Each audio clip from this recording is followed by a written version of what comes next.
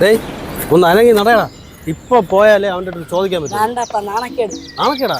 നാണക്കേട് വെച്ചാൽ നിനക്ക് പഠിക്കണ്ടടാ.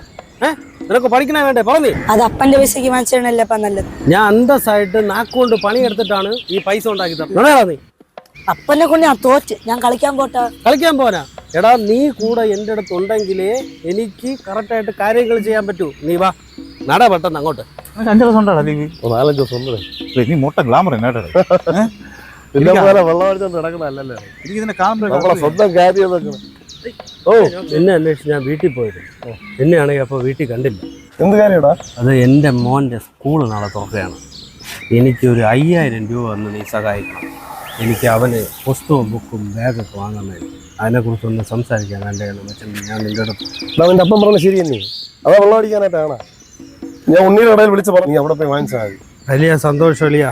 ഈ ഉപകാരം ഞാൻ ഒരിക്കലും മറക്കൂല കേട്ടോ. ശരി നീ വാടാ മകളെ. നിനക്ക് വേറെ ജോലി ഇല്ലടാ. നിന്നെ പോലുള്ളമാരുടെ ജോലിയൊക്കെ ഇല്ലാതാക്കണം. അവൻ ജോലി ചെയ്ത് വാങ്ങിച്ചു കൊടുക്കൂലായിരുന്നു. ഞാൻ പേരും പറഞ്ഞ ആ പൈസക്ക് അവൻ കുടിച്ചോണ്ടല്ലോ നടക്കും. കഷ്ടപ്പെടാ നിന്റെ കാര്യം നോക്കിയാ. എടാ അത് എന്റെ കൊച്ചാ. എന്റെ കൊച്ചിന് ഞാനല്ലേ വാങ്ങി കൊടുക്കാൻ പോരാ. ഇതൊക്കെ എപ്പോ ഇവന് സമയം കിട്ടിയാണ്. ശേ അപ്പൊ കാര്യത്തിന് കിടപ്പ് ഇങ്ങനെയാണെങ്കിൽ ഇവൻ തന്നെ വാങ്ങിച്ചു കൊടുക്കേണ്ടി വരും.